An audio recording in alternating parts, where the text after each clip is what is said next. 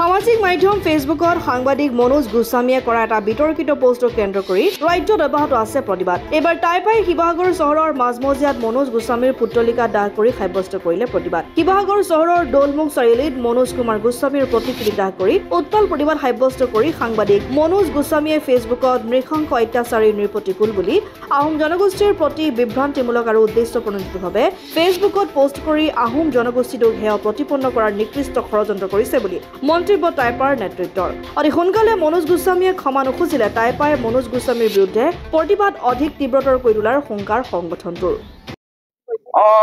অসমৰ এগৰাকী জ্যেষ্ঠ সাংবাদিক সম্পাদক মনোজ গোস্বামী ডাঙৰীয়াই তেখেতে এটি ফেচবুক পোষ্টত মহাবীৰ চিলাৰাই সন্মান প্ৰদৰ্শন কৰিবলৈ যোৱাৰ লগতে তাৰ আছিলাৰে টাই আহোম জনগোষ্ঠীক আৰু আমাৰ টাই আহোম জনগোষ্ঠীৰ যিসকল স্বনামধন্য স্বৰ্গদেউ আছে তেখেতসকলক অত্যাচাৰী নৃশংস বুলি তেখেতে বৰ্ণনা কৰিছে।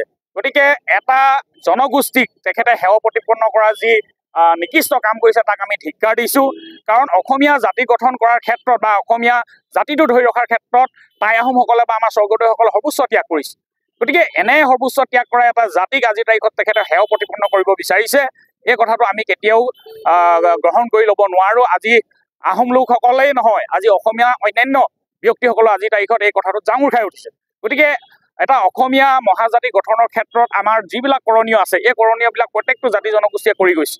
আজিৰ তাৰিখত চিলাৰাই আজি অসমীয়া সকলো ৰাইজে আজিৰ তাৰিখত তেখেতক অসমীয়া বীৰ হিচাপে মানি লৈছে।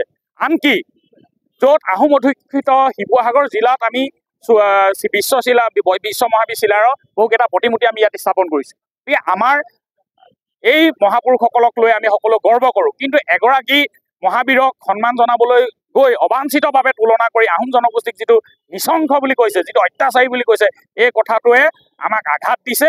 আৰু তেখেতৰ নিচিনা এজন ব্যক্তিয়ে বুৰঞ্জী নাজানে বুলি আমি নাভাবোঁ। তেখেতে বুৰঞ্জী জানে, সচেতনভাৱে তেখেতে দুটা জনগোষ্ঠীৰ মাজত বিগ বাষ্প বিয়পাবৰ কাৰণে এয়া কূটকৌশল ৰচনা কৰিছে। হয়তো ইয়াত চৰকাৰৰ কিছু ইংগিত আছে, নহ'লে চৰকাৰে আজিৰ তাৰিখলৈকে মনোজ গোস্বামীৰ ওপৰত কিয় ব্যৱস্থা গ্ৰহণ কৰা নাই?